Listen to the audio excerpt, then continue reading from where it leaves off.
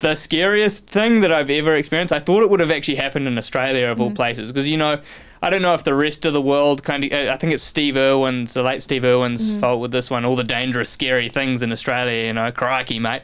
But the biggest, scariest things, they live in, like, the Americas, you know, the cougars and the wolves and the grizzly bears.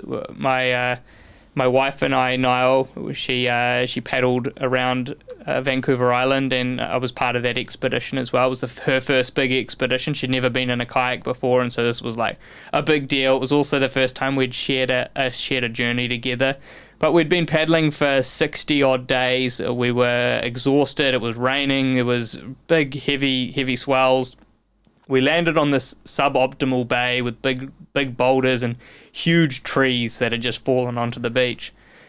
So we pulled our kayaks up, we set up the tent for the night, we broke our number one rule because we were just exhausted, and we cooked inside our tent. And in that part of the world, you cook separately and you store your food separately because the bears can smell it. Went to sleep, woke up in the morning, it was just dead silent. Like the storm had passed, you could hear the trickling of a river, and the odd little wave as it crashed onto the shore. And I could hear like this crunching sound in the distance, and I was like, oh, like what could this be? Anyway, I hopped out of my sleeping bag, I grabbed my camera, and I like crept out down towards the beach, because there was heaps of black bears. I'd been filming them the whole time we were on this journey, so I like crept out. I thought I could get this amazing footage. As I got out, I realized it was a grizzly bear, which I hadn't seen before, big brown bear. And the salmon were running this time of year, so my natural understanding was this bear is going to go past us. I'm in the right position wind-wise that it's not going to smell me. It's going to go past us, and it's going to go into the river and eat some salmon. By this stage, Niall had come out of the tent, and she was like freaking out. She was like, babe, we have to go now. That's a grizzly bear. That's like a predator. That's going to eat us. We're going to die. And you know, we were speaking quite loud, and I'm pretty sure it heard us because it stopped, kind of turned its head, started making its way into the wind so that it could smell us, and it smelt us, and by this stage it was too late. You know, we couldn't just leave. We're on this beach, and our kayaks are down there, and the bear's over there, so I'm just going to film this. This is going to be great. Wow. Yeah. So I'm filming this grizzly bear as it kind of meanders up towards where we're camped. It reached a point where it was about 30 meters away from us, and I just was like, all right, something's got to change here. This is coming for us. So I made myself as big as possible. I picked up a stick and I started yelling. And, you know, that's what I thought that was the right thing to do. And of course, it would have been the right thing to do if it was a black bear, but apparently grizzly bears are like, all right, this means business, let's go.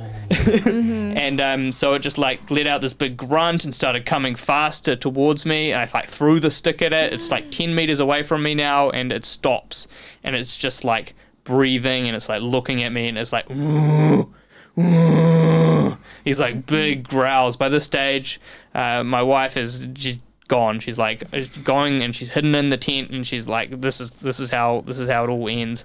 And then the bear charges, just full noise straight towards me. It's just running across these big boulders, just I very clearly remember its paw hitting this this big tree, and it just pushed the tree out like it was a twig, you know. It just threw it across the beach, and it's just running towards me, and then at the last second, 2 meters away from me, it does this big kind of turn, it was sizing me up like a demi-charge. And I'd read about this online. You know, Google told me that if you're ever charged by a grizzly bear to go down into fetal position and protect your vital organs, but there is no way I was going to do that at this point. That just pretty much means protect yourself so it can eat you slowly. And I reached this point where I was just similar to when you were 9 years old and you heard me speak about jumping out of a tree onto a pig. It was the same sort of thing. My ADHD survival instincts, or my own survival instincts, I need to stop saying the ADHD thing, because it is who I am. I am me. Brando's instincts kicked in, and he was just like, right, I'm going to charge at this bear. So I picked up a stick in one hand and my pepper spray or my bear spray in the other, and I just I'm in my underwear and I'm just yelling and screaming, and I charged at this bear.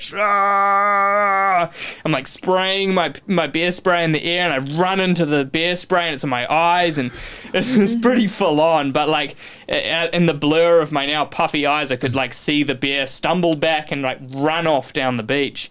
I just remember I turned around, and I'd been screaming, so I was panting, and I was like hot, and my eyes were burning, and I walked back up to the tent, and I was just like, babe, babe, babe. And this little head pokes out of the tent with a little knife. I thought you were being eaten. And I was like, no, I am a god. I am a god. I just scared away a grizzly bear. Oh, yeah. I felt like on top of the world, like an apex predator. In reality, I was so lucky I didn't get eaten. But we packed up our gear and cruised off. It wasn't until probably a day later that I realized how lucky we really were. Because, you know, that's a wild creature, and it met the wild boy, and like, let's be honest, we were probably just about as feral as each other at that point in time.